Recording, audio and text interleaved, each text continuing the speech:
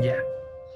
Em, Vamos a estar estudiando Juan, capítulo 6, que es el capítulo que nos va a tener entretenidos algún tiempo. Eh, Doy gracias al Señor porque para mí esto es un privilegio, algo que a mí me gusta mucho hacer. Así que gracias por el privilegio, por la oportunidad. La responsabilidad también, obviamente. Y antes de comenzar, recordarles, ¿cierto? La forma en que me gusta que podamos interactuar. Eh, Siéntanse libres en cualquier momento ya sea levantando la mano o incluso interrumpiendo, eh, poder compartir opiniones, ¿cierto? Perspectivas. También yo estar tratando de preguntarles algunas cosas y vamos a tratar de llevar así la clase como lo hemos hecho anteriormente, con la ayuda del Señor. Así que les quiero invitar entonces a que abran sus Biblias en Juan capítulo 6. Vamos a comenzar por el versículo 1. Y lo primero que vamos a encontrar va a ser el título de esta primera sección, que se llama La alimentación de los 5.000, que es un milagro de Jesús, y es un milagro tan importante que si su Biblia lo, mm, eh, lo incluye, muchas veces las Biblias incluyen esta información, se van a mostrar los pasajes paralelos en los evangelios sinópticos. Recordemos que los evangelios sinópticos son los otros tres, los que sinópticos significa lo que ve lo mismo, y que son exactamente Mateo, Marcos y Lucas. Se van a dar cuenta de que en esta sección están todos los evangelios incluidos. Es el milagro que todos los evangelios registran, y eso nos puede dar una idea de que tiene algo especial.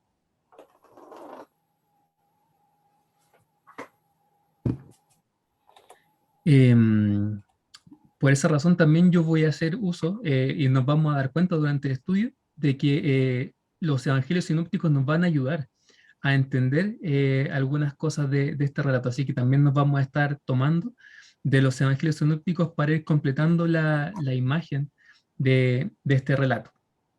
Así que vamos a tratar de ocupar quizá una hora o un poquito más hasta donde podamos llegar. No sé si logremos terminar esta sección, pero hasta donde podamos llegar.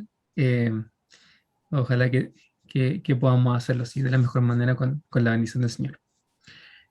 Versículo 1 dice: Después de esto, Jesús fue al otro lado del mar de Galilea, el de Tiberias.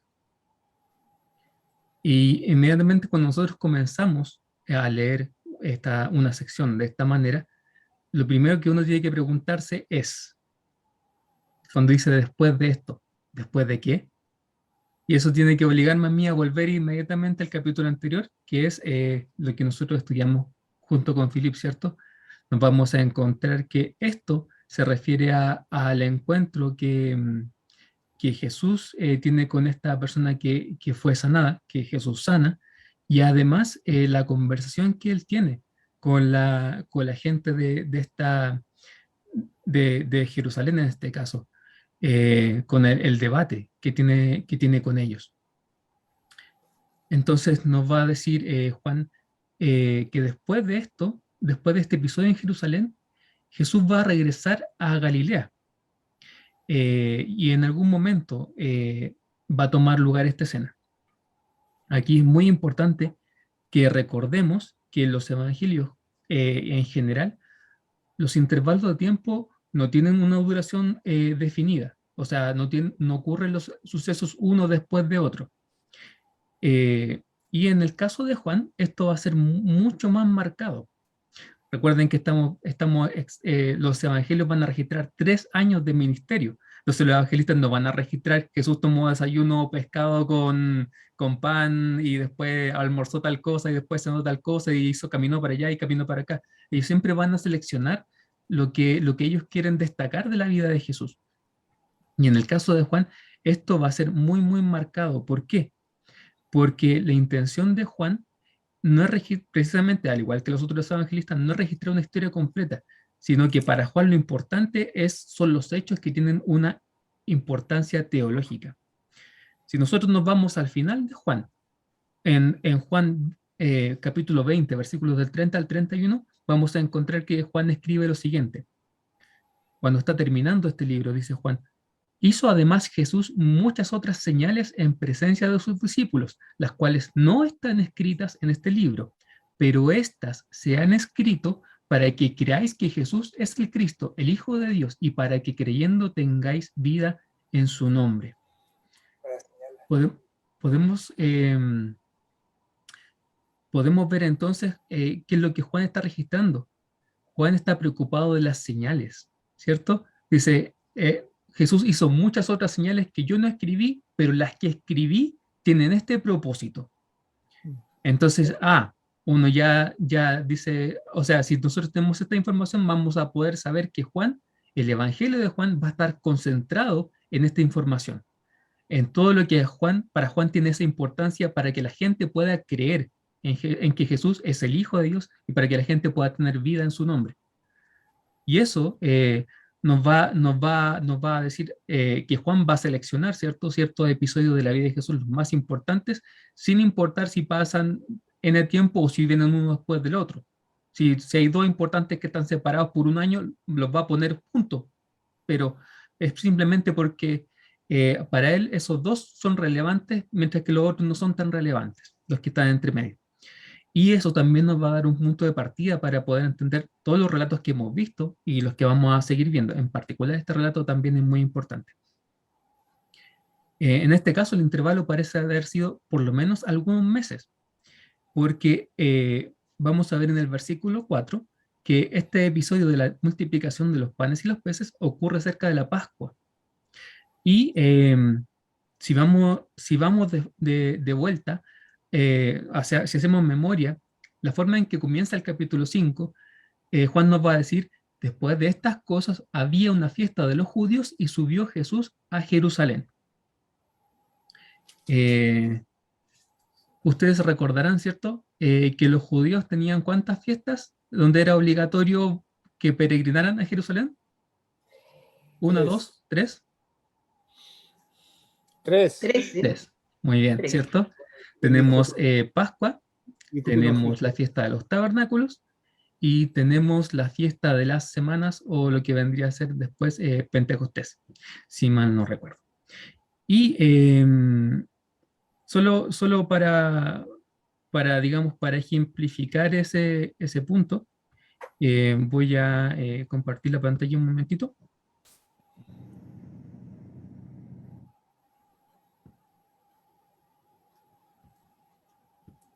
Ya, ¿se puede ver, cierto? Sí. ¿Sí? Pascua, en este caso, Pascua va a estar aquí, en el mes de Nisan, correspondiente a nuestro mes de marzo, más o menos.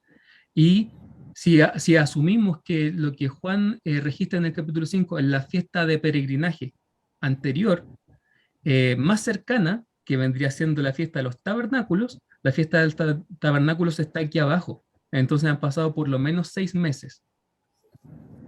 Eso solamente para darle la referencia de que Juan no está preocupado de escribir una cosa cronológicamente, sino que para él lo importante es registrar las cosas importantes en el sentido de la teología, de lo que pueden enseñarnos sobre Jesús, sin importar si ha pasado 6 meses, 8 meses, un año, para él, aunque estén unas con otras, lo importante para él es el significado, es el sentido.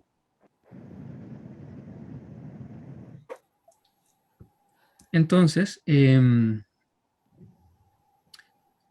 nos va a decir en que Jesús se va a trasladar al otro lado del mar de Galilea, el de Tiberias. Y no sé por qué dejé de compartir la pantalla, porque aquí también voy a necesitar la ayuda del mapa.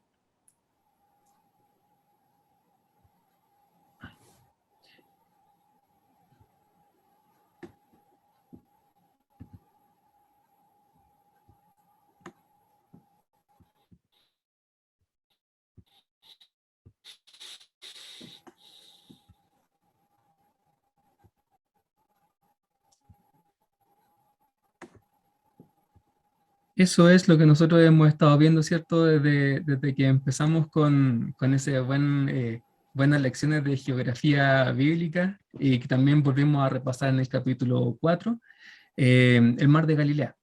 Mar de Galilea, ¿cierto? Ahí abajo está Jerusalén y esto viene a ser la parte de Galilea. Y Jesús, o sea, Juan nos va a decir que Jesús se va a trasladar al otro lado del mar. Entonces, eso significa que si Jesús está aquí abajo, en Jerusalén, discúlpeme porque de repente no me acompaña la conexión, este es el lado más cercano, el lado sur es el lado más cercano del mar de Galilea, ¿cierto? Y el otro lado del mar de Galilea va a ser aquí arriba, el lado norte, donde vamos a encontrar la ciudad de Capernaum, que es va a ser el centro de operaciones de Jesús, ¿cierto? Y otra ciudad importante que va a participar en este episodio que va a ser Bethsaida. Eso es lo que tenemos que tener ahí en cuenta. Entonces Jesús se va a trasladar aquí arriba, aquí al norte. Eso va a ser apoyado por los evangelios sinópticos, nos van a confirmar esa información y nos van a complementar. Van a decir que Jesús va a estar en este momento, va a estar cerca de la región o sea, de la ciudad de Capernaum. ¿Y qué va a pasar? Van a pasar dos cosas que van a ser casi simultáneas. Al mismo tiempo, Jesús va a escuchar de que Juan el Bautista va a morir, o sea, que fue decapitado, y además sus discípulos van a volver, porque él los había mandado a un viaje misionero y los discípulos van a volver. Jesús va a encontrar que sus discípulos están muy cansados y necesitan tomar un poco de respiro, y por eso él y sus discípulos se van a movilizar desde la región de Capernaum, va a decir, a un lugar desierto de la ciudad llamada Bethsaida, nos va a decir Lucas. O sea, se va a mover desde Capernaum hasta la parte noreste, hacia la parte donde está Bethsaida. Juan 6, el versículo 2. Dice que a Jesús le seguía gran multitud porque veían las señales que hacían los enfermos. Jesús entonces estaba en su medio, su ministerio, estaba él haciendo los milagros y obviamente eso llamaba la atención de la gente. Los sinópticos también nos van a complementar esa información, específicamente Marcos, nos va a decir que en este momento que le seguía gran multitud va a ser algo muy particular, porque cuando Jesús va a tomar la decisión de decir, ya, vamos a tomar un descanso y además yo necesito retirarme, no nos dicen los evangelios por qué cuando Jesús escucha que Juan el Bautista es decapitado, él toma la decisión de moverse, no nos dicen. Pero como ambas cosas suceden al mismo tiempo, Jesús se va a mover. ¿Y qué va a decir? ¿Qué nos va a informar Marcos? Marcos va a registrar que cuando la gente se da cuenta de que Jesús se está moviendo, que va vía marítima a Bethsaida, a este lugar desierto donde no hay nada cerca de Bethsaida, ellos se van a dar cuenta y la gente lo va a seguir por tierra y va a rodear el mar por tierra y va a llegar antes que él a ese lugar desierto, lo van a estar esperando. Va a haber entonces una multitud esperando y Jesús también los va a seguir ministrando a ellos, les va a seguir, eh, les va a seguir enseñando y va a seguir estando con ellos. Versículo 3. Entonces subió Jesús a un monte y se sentó allí con sus discípulos. Versículo 4. Y estaba cerca la Pascua, la fiesta de los judíos.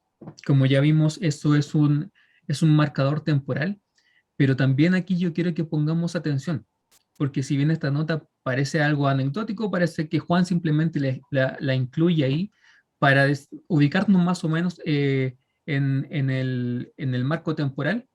Debemos recordar de que Juan en ese sentido no va a ser como Lucas. Lucas va a estar muy preocupado de decirnos en el momento exacto, cronológicamente, con respecto a la historia del mundo, cuando suceden las cosas.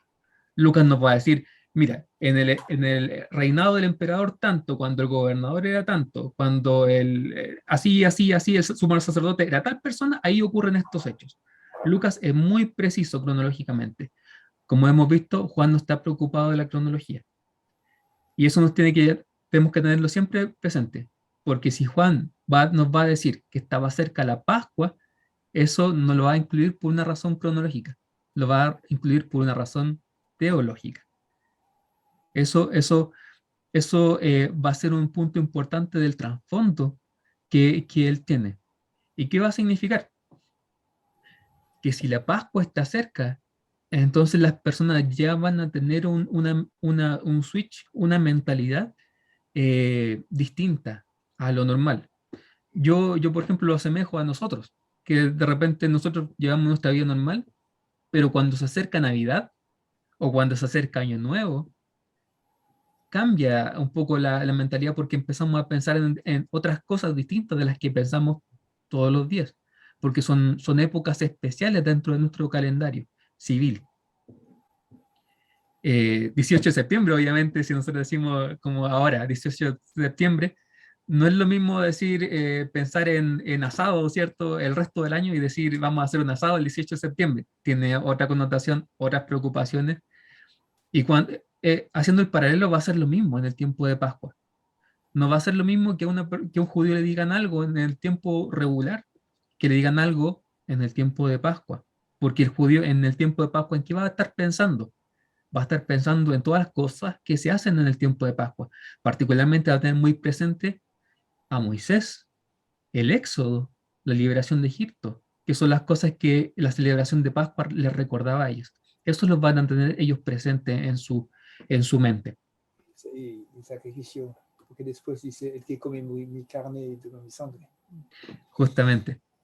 Ahí Philip se está adelantando unos 50 50 versículos más adelante, pero justamente eso Pensé que mi micrófono estaba cortado.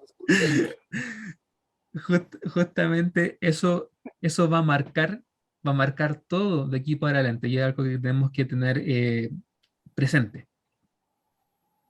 Entonces eso ya va a ser el contexto de lo que va a ser el episodio. La preparación, versículo 5. Nos dice que cuando Jesús va a estar ahí y él va a alzar los ojos y vio que había venido a él gran multitud, dijo a Felipe, ¿de dónde compraremos pan para que coman estos? Y aquí, digamos, si uno se toma de los evangelios sinópticos, se va a dar cuenta de que Juan va a registrar esta parte importante que es la preocupación de Jesús. Pero los evangelios sinópticos nos van a completar un poco el panorama, nos van a decir que son los discípulos los primeros que le van a hacer ver al Señor de que esta multitud no solamente está lejos de un lugar donde ellos pueden alojarse, donde ellos pueden posar, pasar la noche, sino que los discípulos también le van a decir a Jesús, le van a señalar que esta multitud va a tener apetito. Nos dice, por ejemplo, en Mateo 14, 15, que los discípulos se van a dar cuenta que anochecía. Y ahí, cuando anochece, los discípulos se acercan a Jesús y le van a decir, el lugar es desierto y la hora ya pasada. Despide la multitud para que vayan por las aldeas y compren de comer. O sea, despide a la gente para que por lo menos vaya, se aloje y además pueda comer algo. Así también lo van a hacer Marcos y Lucas. Jesús nos va a informar Mateo que en respuesta a esta iniciativa de los discípulos, Jesús les va a decir, no tienen necesidad de irse, denles ustedes de comer. Registra eso Mateo 14, 16. Y acto seguido, después de que les dice a los discípulos, ustedes denle de comer, eh, eventualmente le va a decir a Felipe o le va a poder preguntar dónde podrían comprar alimentos. Piensa en dónde podrían comprar alimentos. Aquí en ese punto podríamos ir ensamblando los discursos de todos los evangelios.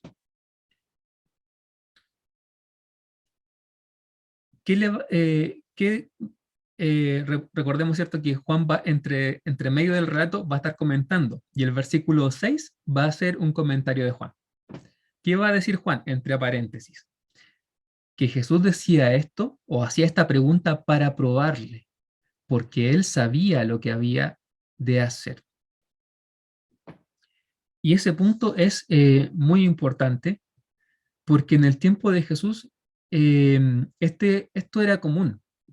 Eh, las personas que conocen el contexto dicen que en el tiempo de Jesús era muy común que la gente en el liderazgo, en distintos puestos de liderazgo, por ejemplo, como los generales, pusieran a prueba a sus subalternos, pusieran a prueba la forma en que ellos comprendían las cosas, si ellos estaban realmente determinados, si realmente tenían la vocación, tenían el valor. Y además los maestros también hacían lo mismo y lo hacían a través de preguntas.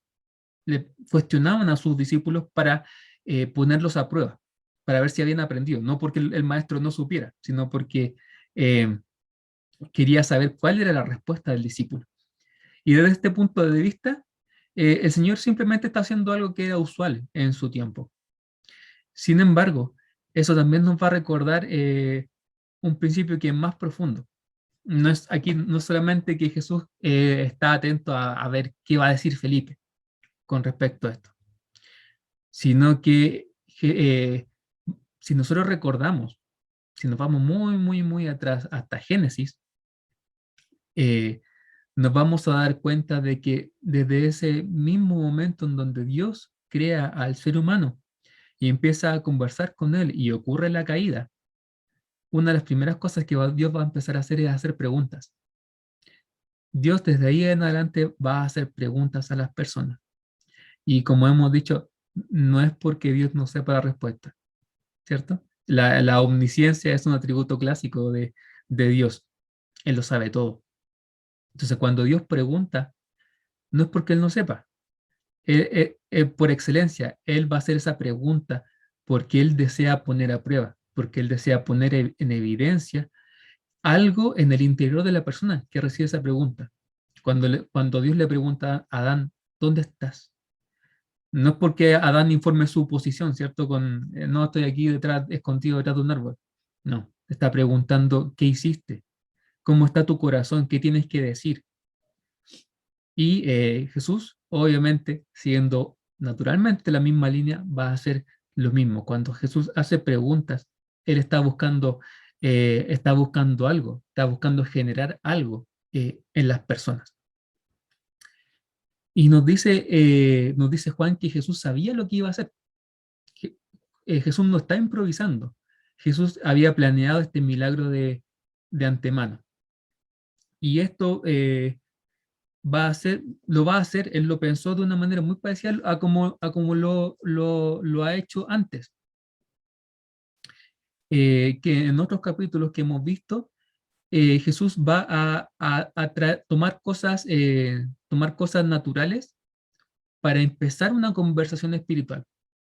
¿Me pueden decir, por ejemplo, qué es lo natural que toma Jesús en el capítulo 3 cuando estudiamos, ¿cierto?, a Jesús y Nicodemo? Qué era el concepto natural que Jesús ocupa en ese punto? El nacimiento humano normal. Muy bien, Felipe. Muchas gracias. El nacimiento, ¿cierto? El nuevo nacimiento. Y ahí donde Nicodemo queda de una pieza, le puede decir, ¿es posible nacer de nuevo? Y ahí Jesús tiene que explicarle. En el caso de la samaritana, ¿cierto? Capítulo 4 va a ser el concepto del agua. El pozo y el agua. Y en el capítulo 5 va a ser, alguien que me diga, que no sea Felipe, porque Felipe enseñó la clase.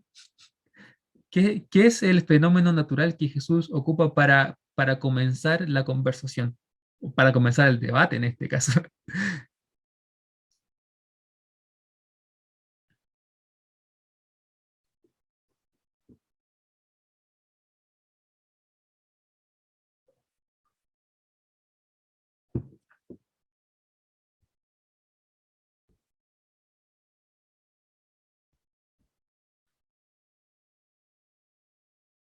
¿Alguien se anima? ¿Alguien se atreve?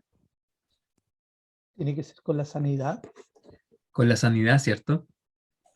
Él ejerce la sanidad sobre el paralítico de De Bethesda, Bethesda. y eso va a dar lugar a la conversación sobre las cosas que Jesús hace. Particularmente, ¿cierto? Como lo vimos en el caso de Filip, también en el aspecto del día de reposo. Jesús va a tomar cosas naturales, ¿cierto? Para abrir el camino a una conversación espiritual, y eso es precisamente lo que Jesús también va a volver a hacer en este punto. En este caso, va a escoger un milagro relacionado con la comida. Versículo 7. ¿Qué le va a responder Felipe? 200 denarios de pan no bastarían para que cada uno de ellos tomase un poco. Entonces, uno ahí puede hacer las matemáticas, no, según lo que nos dice la Biblia, el denario era más o menos el sueldo del trabajador de un día. Si sacamos las cuentas, entonces 200 denarios son aproximadamente unos 7 meses de trabajo. Ni siquiera 7 meses de trabajo de una persona podrían comprar comida para la cantidad de gente que había ahí.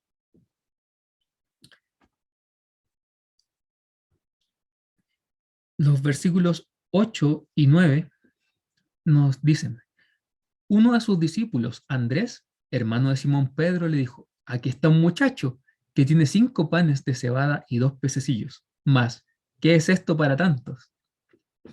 Y yo cuando leí eso, y cuando uno lo ve así a simple vista, uno se pregunta, y le puede que hasta le cause gracia: ¿qué estaba pensando este hombre? Tiene una multitud que si sacamos las cuentas, ¿cierto? Nos va a decir Juan, en el versículo 10, en el versículo siguiente, que son 5.000 hombres. Y según lo que nos va a aclarar Mateo 14:21 hace esa anotación adicional, sin contar las mujeres y los niños. Estamos hablando, calculando entonces, por lo menos el triple de personas, porque contamos en la gran mayoría de los casos un hombre con su familia, con su esposa y por lo menos un hijo, que generalmente no era el caso, generalmente eran varios hijos. Entonces estamos hablando por lo menos de unas 20.000 personas. Entonces si volvemos a eso y vamos a encontrar, tienes una multitud de más de 20.000 personas a ti y tú vienes con Jesús se te ocurre la genial idea de venir con 2 panes, eh, 5 panes y 2 peces. Tú dices, ¿qué estás pensando? ¿Qué estás pensando? Si uno lo lee así de buena primera. O, eh, o uno podría llegar a la impresión de que quizás Andrés tenía la esperanza de que Jesús hiciera algún milagro. Quizás Andrés tenía algo que decía: Jesús puede hacer algo con esto, porque él toma esta iniciativa. Y ahí también los sinópticos nos van a ayudar a iluminar un poco el panorama, porque esto extraño que hace Andrés, al final de cuentas no es tan extraño. ¿Por qué? Porque los sinópticos nos van a decir que lo que está haciendo Andrés, que es buscar a una persona, que es preguntar quién tiene comida y quién puede dar comida entre la multitud, y traer a este niño, traer a este joven delante de Jesús para mostrarle esta cantidad súper pequeñita de alimento insignificante frente a esta multitud, lo va a hacer en respuesta a una pregunta de Jesús que Juan no está registrando. Marcos 6:38 eh, dice que Jesús les dijo a los discípulos: ¿cuántos panes tienen? Vayan y véanlo. Y cuando los discípulos lo averiguan, le van a decir 5 y 2 peces. Entonces, no es extraño, no es loco esta actitud de parte de Andrés, no es que Andrés tampoco en este momento tenía esa revelación de que Jesús iba a hacer un milagro, sino que simplemente Juan, recordemos, está tomando los detalles más importantes. Así es como a Andrés viene y le presenta esta cantidad de alimento que es insignificante, como decíamos. Y aquí yo quería hacer un pequeño alto para tomar una pequeña lección, una pequeña aplicación. Algo que a mí me llamó la atención es que el Señor podría haber sacado alimento de la nada. Él no tenía la obligación de multiplicar alimento, podría haber hecho un milagro, perfectamente un milagro creativo. Pero él decide deliberadamente hacer su milagro a partir de la generosidad de un niño. De tal manera que este acto de compartir nada al lado de una multitud tremenda, este acto aparentemente pequeño tiene tremendas consecuencias, ¿cierto? Como nosotros lo sabemos que al final va a haber un milagro. Y eso creo que a nosotros nos enseña o nos insinúa o nos sugiere que uno nunca debería menospreciar lo que uno hace por el Señor. Rita dice, podría haber provisto maná. Sin duda, podría haber provisto maná. Y buen punto que toca Rita, porque eso es algo que lo vamos a tener en cuenta en un ratito más, si es que alcanzamos. Eh, Nunca uno tiene que menospreciar lo que puede hacer para el Señor, porque quizá uno pueda hacer nada, pues lo que uno puede hacer, lo que uno pueda aportar en la vida cristiana, en la iglesia, en el reino de Dios, quizás es insignificante, como fue insignificante estos alimentos que tenía este niño. Pero en las manos del Señor no hay nada que sea insignificante. Entonces, ¿por qué, como nos dice Pablo en 1 Corintios 3:6, es Dios el que da el crecimiento?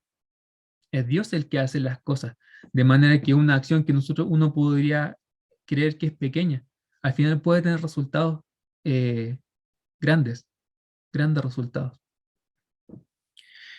Si no, pregúntele a aquella persona que le habló, que fue la que quizá quedó invisible en la historia. Nunca nadie supo que él le habló, no sé, a Billy Graham o a David Wilkerson, quien evangelizó o sea, a Marco Witt, quien evangelizó a un montón de personas que tuvieron un impacto, que fueron visibles, pero la persona que estuvo antes, que hizo ese trabajo, que pasó invisible quizás en la historia, pero que tuvo un tremendo crecimiento. Eso es por poner un ejemplo simplemente. Eh, Pablo exhorta a los corintios en 1 Corintios 15:58, les dice a ellos, estén firmes y constantes, creciendo en la obra del Señor siempre, sabiendo que vuestro trabajo en el Señor no es en vano.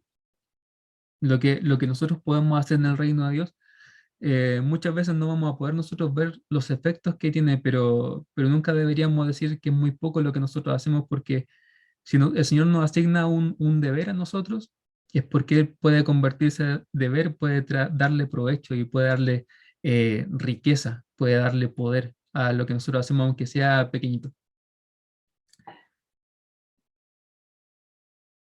Luego de ese pequeño paréntesis, eh, vamos a leer el versículo 10, que nos va a decir, entonces Jesús dijo, hagan recostar a la gente.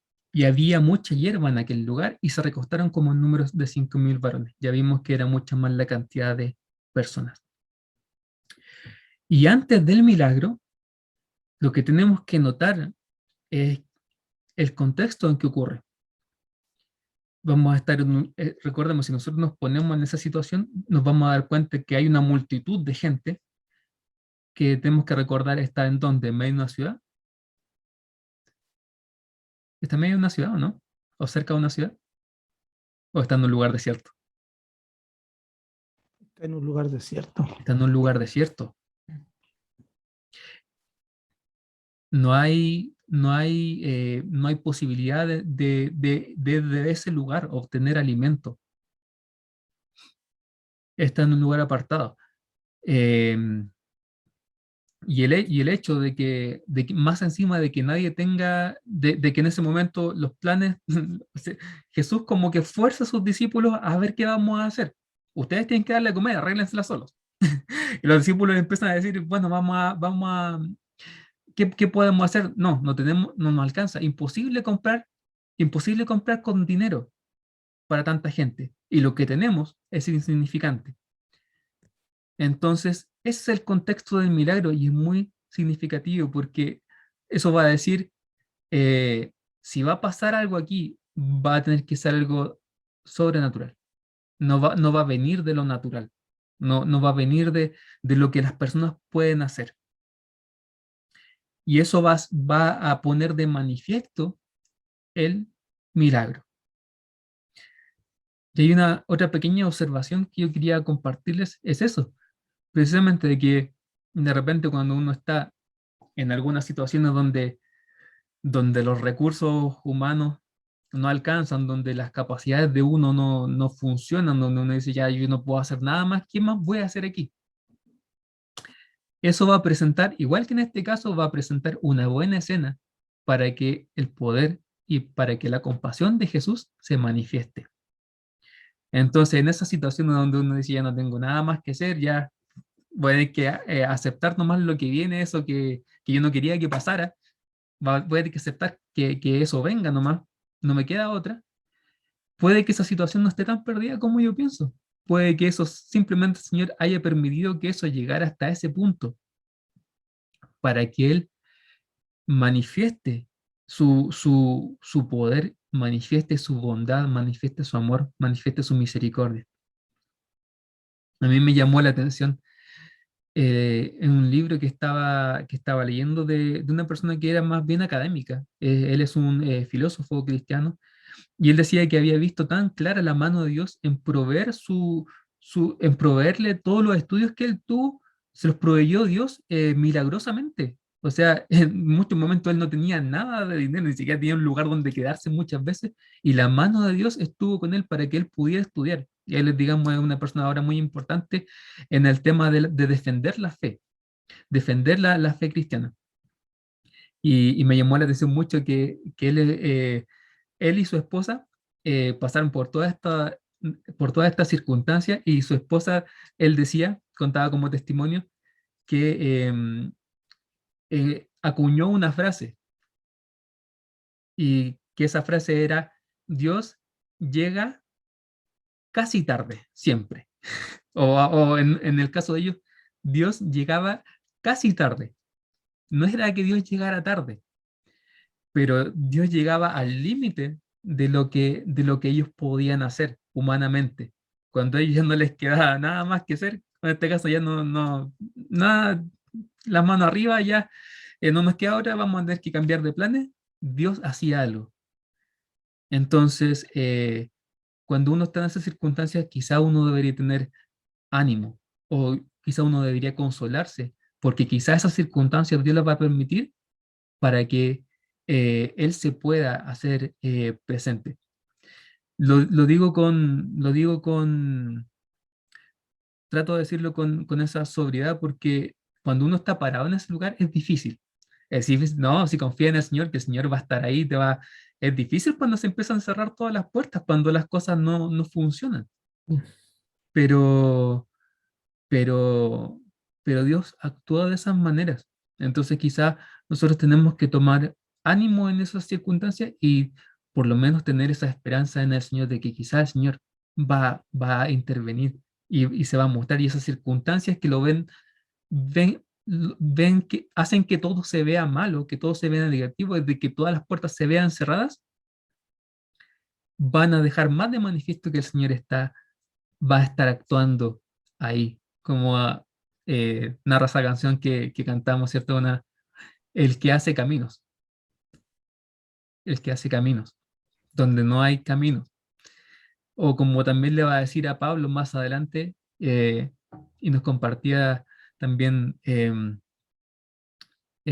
poder, el poder de Dios que se perfecciona en la debilidad, ¿cierto? Nos compartía el tío Checho el otro día. El poder de Dios se manifiesta o se perfecciona, se ve claro Mientras más débil es la persona, más claro se ve de que Dios la está sosteniendo. Así que también lección o como para que lo tengamos ahí en espera, digamos, tengamos esa esperanza. El hecho de, volvamos entonces al relato, y todas las circunstancias nos van a decir que humanamente no se va a poder. ¿Y qué va a hacer Jesús? En el versículo, en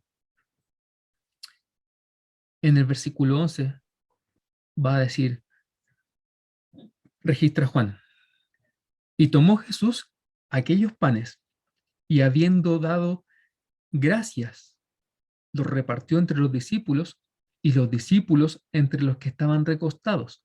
Asimismo de los peces, cuanto querían. Tenedor libre, como le decimos nosotros, ¿cierto? Todo lo que usted quiera comer lo puede comer. La primera cosa que a mí me llamó la atención es eso que dice, habiendo dado gracias. Porque si es un hecho que también parece súper circunstancial, cuando nosotros bajamos un poquito, seguimos leyendo en Juan, en el versículo 23, cuando Juan va a narrar otro episodio, el tercer episodio de este capítulo, Juan va a decir, va a recordar este episodio como el episodio donde la gente había comido el pan después de haber dado gracias al Señor. ¿Cómo Juan se refiere a este episodio? No solamente como la forma en que cuando Dios hizo el milagro, sino cuando Dios hizo el milagro después de dar gracias. Eso quedó en la mente de Juan. Lo quedó como algo distintivo y especial. Y los sinópticos también nos van a dar testimonio, nos van a complementar la idea, nos van a decir tanto Mateo, Marcos y Lucas que van a registrar de que cuando Jesús da gracias, Jesús va a levantar los ojos al cielo y va a bendecir, haciendo que va a hacer que esto sea más enfático todavía. ¿Qué significa esto? ¿Qué significa levantar los ojos y bendecir los alimentos? El Señor le va a recordar a todas las personas que lo están mirando a Él quién es la verdadera fuente de la bendición, que va a ser Dios, su Padre. Esto es súper relevante en el contexto de Juan mismo. Mm, Perdónenme si algunas veces los voy a forzar a que se recuerde lo que estudiamos en Juan 3, pero por alguna razón misteriosa Juan 3 es muy relevante aquí, en Juan 6. ¿Por qué le digo eso?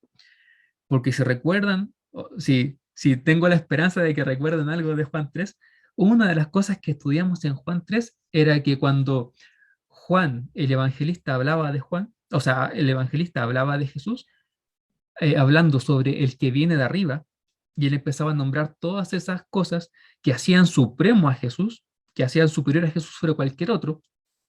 No solamente era que Jesús viniera del cielo, sino que el Padre le había dado en su mano, había puesto en su mano todas las cosas.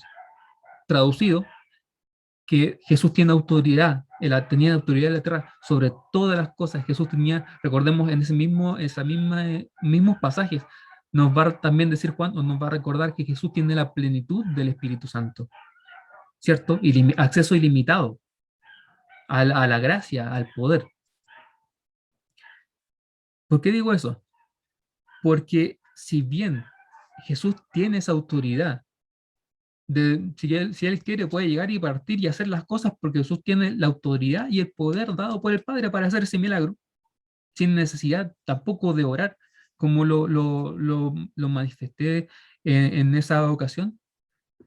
No necesitaba invocar como los profetas el nombre de Dios para hacer sus milagros.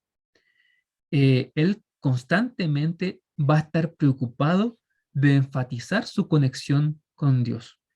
Siempre Él va a tener presente, y en Juan eso va a ser, como también lo enseñaba Philip en el capítulo 5, Jesús va a ser muy, muy insistente, y Juan lo va a registrar como algo muy importante, Jesús constantemente va a decir, yo hago esto de parte del Padre. Las cosas que yo hago, los milagros que yo hago, las señales que yo hago, las palabras que yo digo, todo esto viene del Padre.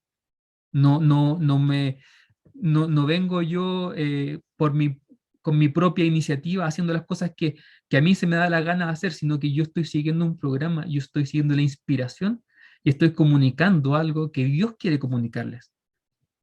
Al mismo tiempo que tienes autoridad como Dios, como el Verbo, al mismo tiempo tiene ese lugar como el Hijo de Dios. Y en ese lugar Jesús actúa fluidamente, actúa en una sola línea con el Padre, siempre. Siempre va a estar diciendo constantemente, refiriéndose al Padre, conectándose con el Padre, mostrando a las demás personas que Él está en una sola línea con el Padre. Otro momento en que eso es muy claro es cuando, ¿cierto?, Lázaro resucita. ¿Y qué es lo que hace Jesús? Jesús le da gracias a Dios antes de hacer el milagro, nuevamente manifestando conexión. Una pregunta difícil. ¿Por qué creen ustedes que esto podría ser importante? ¿Por qué creen ustedes que era importante que Jesús manifestara esta unidad con el Padre? Un minuto Para aclarar que él venía del Padre. ¿cierto? Que, claro, era esencial, ¿cierto?, a su rol del Mesías, decir que él tenía esa conexión o ese lazo, ¿cierto?, con el Padre. ¿Alguien más quiere? Manuela. Sí, y también para enfatizar el hecho de que él siempre se sometía al Padre, cosa que le estaba enseñando a su gente que tenían que someterse a él, porque él se somete al Padre. Amén, ¿cierto? Dando el ejemplo. Eso. Jerarquía, dice Daniel. Sí. Acá. El tema del ejemplo también es bien importante, porque Jesús es el hombre nuevo por excelencia y su actitud en esos milagros, mirando al cielo, nos enseña también que nosotros tenemos que apoyarnos en la realidad de Dios sobre nuestras vidas para cualquier cosa que hagamos. Amén. Buena aplicación, buena observación. Yo, la respuesta quizá que yo puse aquí era un poco rebuscada, pero algo que me llamó la atención y creo que tiene mucho sentido. El hecho de que Jesús enfatizara también que él estaba unido a Dios, también a él lo iba a proteger del cargo de falso profeta. ¿Por qué? Volvamos para atrás, Deuteronomio, ¿cierto? ¿Qué pasaba cuando una persona, un profeta, le hacía señales, hacía milagros, y toda la gente lo escuchaba? Y ese profeta de un momento a otro le va a decir a la gente, ya venga, pero como yo les demostré ya los milagros y las señales y el poder, ahora síganme lo que yo les voy a decir. Vamos a adorar a este Dios. ¿Qué nos va a decir Dios con respecto a eso? ¿Se puede o no se puede? Manuela. ¿Cómo? ¿Qué iba a decir Dios acerca de eso? No, por supuesto que no se puede. Bueno, él va a decir si lo que profetiza es verdad, se cumple, entonces es un profeta, viene de mí, si no, a muerte nomás. Justamente.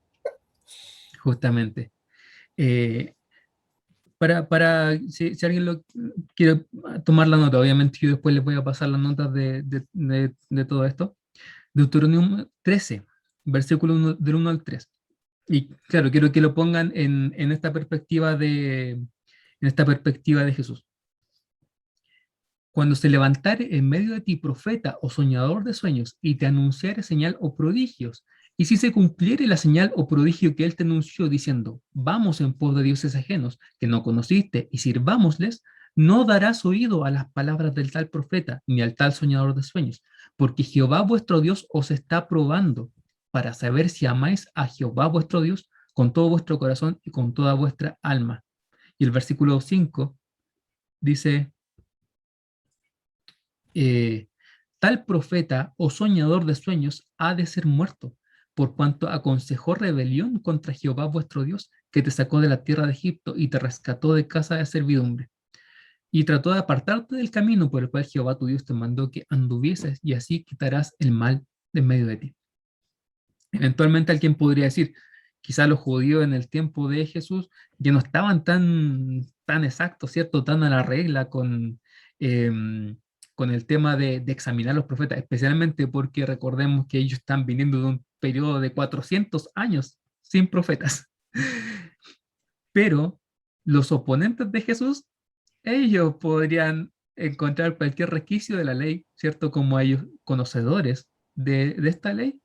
Si Jesús en algún momento se le ocurría desmarcarse de lo que Dios le decía, desmarcarse de la figura de Dios para hacer cualquier otra cosa o decir cualquier otra cosa que él no pudiera justificar, Mm, ahí lo iban a agarrar. claro. Entonces, Jesús en ese sentido, siempre en esta línea se va a proteger. Él siempre se va a predicar a sí mismo. Cuando va a decir, él sin ninguna vergüenza se va a predicar a sí mismo. Va a decir, yo soy el centro del plan salvador de Dios. Pero él lo va a respaldar con señales y lo va a respaldar también como lo veíamos en el capítulo 5 con el testimonio de la Escritura. Nunca nadie pudo ganarle un debate a Jesús en cuanto a la Escritura. Siempre él va a decir, yo estoy en línea con el Padre y lo puedo demostrar. ¿Está abierto? Sí, está abierto, sí. Sí, no, me parece sensacional lo que acabas de decir, oye, porque en el día de hoy lo vemos a cada rato, ¿ah?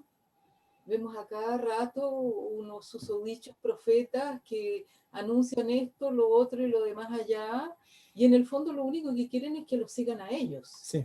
nada más. Pero no tienen, no se basan en la palabra de Dios, y nosotros ya tenemos la palabra como para contrarrestar y decir, no, yo no me meto con este personaje porque esto no corresponde a la palabra de Dios. Y está lleno, y ahora con esta cuestión del YouTube y todas estas cuestiones de Las redes sociales. las redes sociales, pero es impresionante la cantidad de raros y raras que están saliendo. Impresionante. Y la gente lo sigue. Y la gente lo sigue, ¿por qué? Porque no verifican en la palabra de Dios si viene de Dios o no. Sí, me gusta eso. Sí, importante también el marco de los dos marcos, dar la gloria a Dios el Padre, pero también el marco de la Escritura, porque, Sí. por ejemplo, para tomar un ejemplo de los musulmanes, ellos dicen que vienen de Dios y dicen que Dios mandó a Mohammed como profeta, pero no tiene el marco de la Escritura para comprobar la realidad de sus dichos. Ahora vemos muchas sectas que dicen que vienen de Dios, como Jesús levanta los ojos, pero no tiene el marco de la Escritura para comprobar eso. Y al final vemos que atraen la mirada a ellos mismos y no hacia la gloria de Dios, si se lo examina más profundo. Pero los dos marcos son muy importantes, porque ahora la gente irán más fino porque conocen las trampas, que sea mormón, testigo de Jehová, etc. Están tratando de meterse, pero hay que examinar bien. Muchas gracias, Cristian, muy bueno. Tienen ellos, claro, ahí es difícil porque ellos nos van a decir, nosotros también creemos la Biblia, pero, o sea, la de los mormones tienen, aparte de la Biblia, tienen otra Biblia, y los testigos de Jehová, la misma Biblia va a ser otra Biblia distinta de la que nosotros tenemos. La traducción del Nuevo Mundo es una edición de la Biblia que no va a aguantar un examen de alguien que tiene el conocimiento de los idiomas originales. Sí, pero ahora no te dicen vamos a adorar el becerro de oro o a Baal. No es tan grosero, es mucho más fino ahora. Es más sutil, ¿cierto? Sí. Más sutil, sí. Sí, muy bien también la observación, que en ese sentido vemos que Jesús siempre va a conjugar todo, o sea, cuando en el capítulo 5 Jesús va a hablar de quién da testimonio de él, va a empezar a nombrar todas las cosas que van apoyándolo a él, que van respaldándolo a él, y no queda otra, digamos, que aceptar o reconocer que va a ser así. O sea, que Jesús tiene todas las cartas tiene todas las cartas para ganar. Tiene, tiene la mano completa, como uno diría en los juegos de cartas. Y en ese sentido, claro, en la aplicación práctica, siempre también nosotros deberíamos ir en esa línea de buscar todo el respaldo de Dios, sabiendo de que Dios no se va a conducir en aspectos distintos, no nos va a decir una cosa y se va a comportar de otra manera, sino que, por ejemplo, el Espíritu Santo nunca se va a contradecir a sí mismo. ¿Cierto? No tendría eso mucho sentido. De que hay cosas difíciles de comprender, sí las hay, pero nunca va a haber una contradicción así grosera en las cosas que Dios hace. Incluso en el mismo contexto de la iglesia, Pablo va a ser muy enfático en decir, miren, ustedes muchos tienen una diversidad de dones, tienen una diversidad de cosas que se pueden hacer. Y a ustedes les puede llamar la atención esto de que ustedes de repente sea tan multiforme, tan cosas distintas que se pueden hacer en el mundo de Dios. Pero sepan que en todas esas cosas que ustedes están haciendo, si ustedes la están haciendo bien, entonces es Dios el que está detrás de esa diversidad. Hay un solo Espíritu, hay un solo Padre, hay un solo Señor que es el que hace todas esas cosas, aún dentro de la diversidad. Dios no se va a contradecir a sí mismo, no va a ir en contra de sí mismo.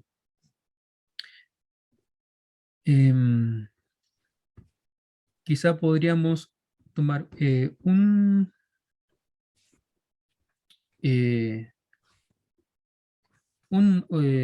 versículo más, que va a ser en este caso sería el 12.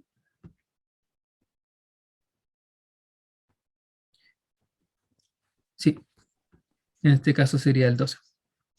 Y que nos va a decir, y cuando se hubieron saciado, Jesús le dijo a sus discípulos, recoged los pedazos que sobraron para que no se pierda nada. Y ahí yo puse una pequeña observación que me llamó la atención, me pareció súper interesante, el manejo que indica el Señor de las cosas que sobraban del milagro. A pesar de que fue producto de un milagro que él podría repetir perfectamente cualquier día, como dijimos, Jesús tiene toda la autoridad, tiene todo el poder. ¿Qué dice Jesús? Guárdenlo. Vayan, agarren las obras y las guardan. Quizá para el sustento de los mismos discípulos o para el sustento de otras personas necesitadas.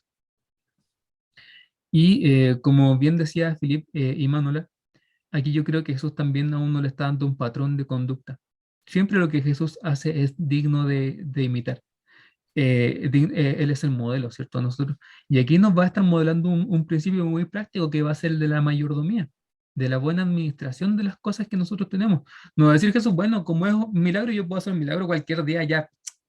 ¿Qué se pierde eso? ¿Para qué vamos a andar con peso en el camino? Déjenlo ahí y otro día yo hago otro milagro y 20.000, 50.000 panes de nuevo y todo lo que quiera. No dice Jesús.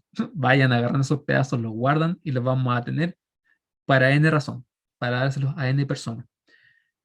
Jesús tiene eso en mente. No, uno debe ser agradecido con lo que tiene y debe tratar de aprovecharlo de la mejor manera, que ojalá no se pierda, tratar de usarlo. Y si es posible usarlo para el bien de otros, tanto mejor. Pero eso va a ser algo que me llama la atención, la forma en que Jesús va a actuar de esa manera. Él no desperdicia, Él aprovecha, Él es agradecido, Él administra, incluso administra su poder, en este caso, ¿cierto? Y si nos centramos en el milagro, el milagro Juan no lo va a presentar como algo así como súper, no nos va a decir, por ejemplo, los alimentos se multiplicaban así maravillosamente en las manos de Jesús. No va a ser explícito. Juan va a ser súper discreto en ese sentido. Mm, Simplemente va a decir que los discípulos tomaron lo que Jesús les daba, lo repartían, la gente comía todo lo que quería y recogieron muchos pedazos. No es una narración espectacular, pero nos queda más que claro lo que sucede ahí. Lo que era insignificante se va a transformar en bendición para una multitud de más de 20.000 personas por el poder creador de las manos y por el poder creador de la bendición de Jesús. Y este milagro va a ser muy significativo porque nos va a hablar a nosotros del carácter del Señor. Del carácter del Señor que podría haber dicho, bueno, déjenlos que se vayan, como decía, ¿cierto? Felipe, o los discípulos cuando le decían al Señor, pero Señor, deja que se vayan para que puedan encontrar pan. Bueno, que se vayan entonces. Jesús no se preocupa. Jesús se preocupa. Jesús tiene compasión. Jesús provee. Y Jesús es poderoso para proveer. Y ahí es donde Jesús le suma una nota más a su carácter, a las cosas que él hace para demostrar quién es Él. Jesús ya se reveló como la persona que da el nuevo nacimiento, ¿cierto? Capítulo 3. Jesús se reveló como la persona que da el agua viva, capítulo 4, ¿cierto? Y Jesús se va a revelar al mismo como también como fuente de sanidad, capítulo 5. Y ahora Él se va a revelar como fuente de sustento. Y el detalle, ¿cierto? De las 12 cestas que sobran, eso simplemente va a poner el énfasis en esa lección. Y nos va a decir, Jesús es suficiente y es más que suficiente para proveer para las necesidades de los suyos. Y esto me parece a mí que representa un desafío a mí me desafía para confiar en el Señor en tiempo de necesidad.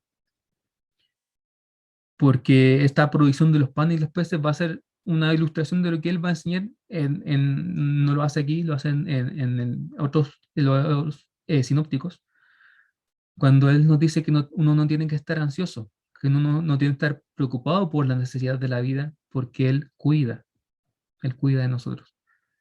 Y Jesús me va a mostrar a través de esta escena que Él es esta clase de Dios, el Dios que provee y provee suficientemente y a veces mucho más que suficientemente. Y si Él tiene esa capacidad, entonces yo no debería estar preocupado. Y eso me va a desafiar a mí, porque nosotros somos, como dice Jesús, somos muy dados a preocuparnos por qué vamos a vestir, por qué vamos a comer, qué vamos a hacer con tal o cual problema, qué vamos a hacer con ese plazo que se está venciendo, qué vamos a hacer con esa cuenta, qué vamos a hacer con ese trámite, etcétera, etcétera, etcétera. ¿Qué vamos a hacer en 5 años? ¿Qué vamos a hacer en 10 años? Somos súper buenos para eso. Y Jesús me va a decir, tú no deberías estarte afanando por eso. Me dice Jesús en Lucas, no deberías estarte afanando por eso, porque Jesús provee y provee de una forma suficiente y más que suficiente, como Él lo muestra acá. Nuevamente eso me va a desafiar a mí, porque uno está muy acostumbrado a moverse en el nivel natural de las cosas. Pero yo tengo que empezar a pensar en que en esas circunstancias difíciles, como decíamos, Jesús va a intervenir, Jesús va a estar ahí, por más que se vea el camino difícil, Jesús va a estar presente y Jesús va a poder hacer cosas que yo no pienso que Él pueda hacer. Yo tengo que dejar por lo menos abierta esa puerta. Así que lo dejamos hasta ahí, hermanos. Quiero abrir la oportunidad para que ustedes también den comentarios, acotaciones, observaciones, perspectivas. Les dejo a ustedes el micrófono abierto desde ahora.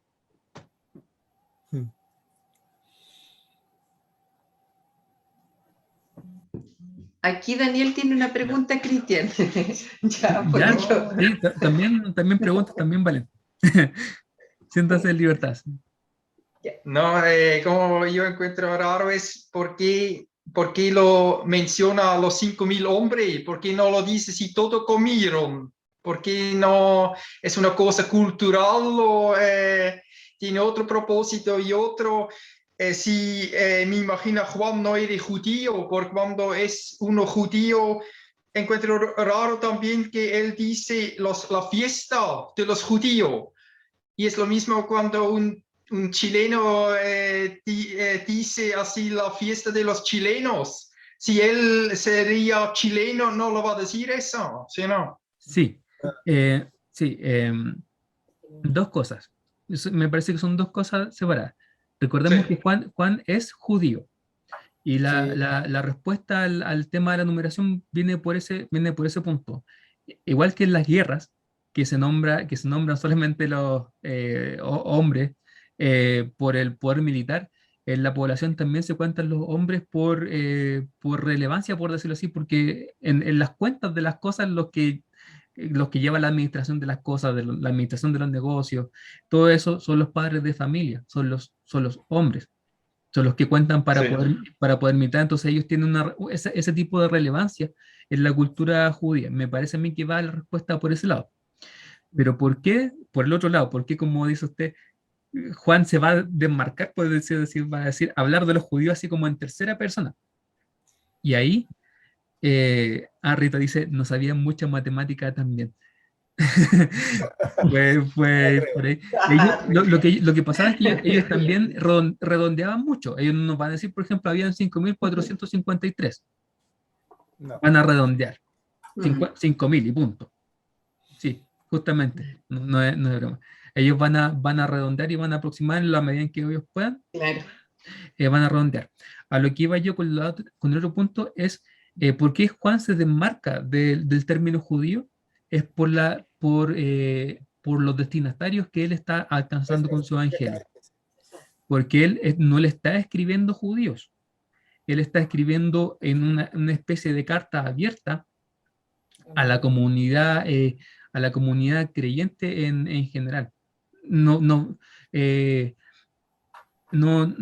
Recordemos que su evangelio, como decíamos al principio, es lo más importante que él tiene para decir, son las cosas que Jesús hizo que demuestran que él era el Hijo de Dios. Y eso él quiere mostrárselo a cualquier persona. Entonces, por eso él va a desmarcarse o va a mostrar como una tercera persona el tema, por ejemplo, de que los judíos tienen fiestas sagradas. No es porque él no sea judío, sino porque él está mostrando a un público amplio las cosas que se hacen. Otra persona que tiene esa perspectiva, por ejemplo, va a ser Lucas, que él también le va a estar escribiendo a una audiencia que van a ser paganos greco-romanos, ¿cierto? Y él va a explicar varias cosas. Creo que Mateo también va a explicar varias cosas, o sea, Marcos también va a explicar varias cosas que Mateo no les va a explicar para nada, porque Mateo va a estar escribiendo en el contexto judío. Entonces no te voy a explicar para qué significa la purificación, no, tú lo sabes, ¿para qué lo voy a explicar? Voy a gastar espacio en mi libro. Estamos entre compatriotas, pero si yo no estoy escribiendo en los compatriotas, entonces yo explico y quizás me desmarco un poco de las cosas que estoy describiendo. Entonces no era porque los hombres eran más importantes que las mujeres, ¿cierto? No, los hombres son más importantes que las mujeres. Siempre está confundido ese Daniel. Pero hasta por ahí nomás, oye, hasta por ahí nomás. Porque en aquella época, desgraciadamente, bueno, hasta el día de hoy, pero en aquella época, sobre todo, la mujer no valía nada. La mujer no valía nada. Y en si la usted, sociedad. en la sociedad no valía nada. Y si ustedes para los judíos. Jesús, ¿quién fue la primera persona misionera que dijo, anda y dile a los discípulos, anda, dile a Pedro, a la María Magdalena, a una mujer? Porque él se encargó de poner, de poner a nivel, como quien dice. La mujer era considerada para nada y él se encargó de ponerla al nivel que corresponde. Y de hecho con la samaritana es lo mismo, exactamente lo mismo. Los judíos que estaban con los apóstoles cuando llegaron al pozo deben haber estado absolutamente escandalizados con el hecho que estuviera hablando con una mujer. Y me dice, extranjera. Iba extranjera más encima. Esto no podía ser. Y es porque entonces en esa época lo que tú decías es que que la costumbre era que se considera al hombre porque de todas maneras las mujeres andan por ahí, pero no se consideraban para nada. O sea que hay un poquito de problema de feminismo, de machismo y todo lo demás. Sí, Era tremendamente fuerte sí, en aquella hay, época, hay un ¿cierto? tema cultural muy importante ahí. Sí, Sí, Sí. cultural. Pero Jesús pone eso, sí, eso es lo más lindo de todo, que Jesús pone, a pesar dignifica, de que, dignifica a la dignifica. mujer. Exacto, eso me encanta, me encanta. Gracias, Manola. Muchas gracias por la explicación. Sí, en ese sentido se puede ver, por decirlo así, que lo que lo que pasa en la creación, digamos, cuando Dios da la disciplina, ¿cierto? Da las consecuencias de la caída, ahí se ve el pecado del hombre, porque lo que Dios dice que va a pasar con el hombre y la mujer, el hombre lo malinterpreta, lo tuerce y lo vuelve un motivo de opresión y de dominación y de maltrato, muchas veces hacia la mujer. Y obviamente hay mucha crítica con respecto al cristianismo en ese sentido, porque la Biblia nos va a dar testimonio en el Antiguo Testamento de que la gente se comportaba así, pero no era algo que Dios aprobara, era algo que Dios algunas veces permitía por a veces qué motivo no tengo certeza, pero era algo que Dios en cierto sentido toleraba hasta cierto punto y llegando con Jesús, Él va a cambiar eso, de ahí en adelante. Va a romper esas barreras, de hecho va a romper todas las barreras. Eh, Cuando dice que ya no hay hombre ni mujer, no hay gentil ni judío, las barreras que hacían una distinción de privilegio para entrar en la presencia de Dios ya no existe ninguna de esas. Toda la iglesia está en igualdad para poder, todos los creyentes están en igualdad para poder relacionarse con Dios. Sí. Pero hay un tema de responsabilidad también. Tú hablaste de la Génesis.